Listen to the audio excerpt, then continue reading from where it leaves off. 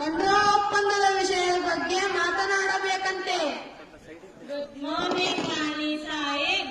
Good morning. ನಿಮ್ಮನ್ನು ನೋಡಬೇಕೆಂದು ತುಂಬಾ ದಿನಗಳಿಂದ ಕಾದಿದ್ದೆವು. ವಿಷಯವೇನೆಂದು ಕೇಳಿಗಳೇ. ಇವರ ಅಧಿಕ ಪ್ರಸಂಗ. ಅವರ ಹುಟ್ಟುಗುಣ ತಾಯಿ.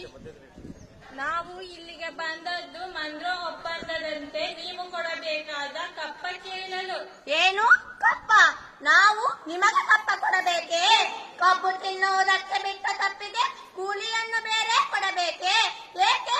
ಮೋಡ ಮಳೆ ಸುರಿಸುತ್ತದೆ, ಭೂಮಿ ಬೆಳೆ ಬೆಳೆಯುತ್ತದೆ, ನಿಮಗೇಕೆ ಕೊಡಬೇಕು ಕಪ್ಪ? ನೀವೇನು ನಮ್ಮವರೊಂದಿಗೆ ಉತ್ತೀರಾ, ಬಿತ್ತೀರಾ, ನೀರು ಹಾಯಿಸಿ ನಾಟಿ ನಟ್ಟೀರಾ, ಹೊರೆ ಒತ್ತೀರಾ, ದಣಿದವರಿಗೆ ಹಂಬಲಿ ಕಾಯಿಸಿ ಕೊಟ್ಟಿರಾ? ನಿಮಗೇಕೆ ಕೊಡಬೇಕು ಕಪ್ಪ? ನೀವೇನು ನಮ್ಮ ಅಣ್ಣ ತಮ್ಮಂದಿರೇ, ನೆಂಟರೇ, ಇಷ್ಟರೇ, ದಾಯಾದಿಗಳೇ? ನಿಮಗೇಕೆ ಕೊಡಬೇಕು ಕಪ್ಪ? ಚಂದಮ್ಮ ರಾಣಿ. ಛೇ, ನಡಿಗೆ ಸಾಯಬೇಡ.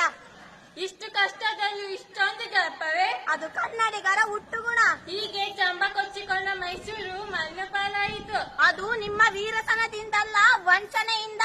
ಮೈಸೂರನ್ನು ಹಾಳು ಮಾಡಲು ಮರಾಠರನ್ನು, ಮರಾಠರನ್ನು ಹಾಳು ಮಾಡಲು ಮತ್ತೊಬ್ಬರನ್ನು ಎತ್ತಿ ಕಟ್ಟುತ್ತಾ ನಯವಂಚನೆಯಿಂದ ಇಡೀ ಹಿಂದೂ ದೇಶವನ್ನೇ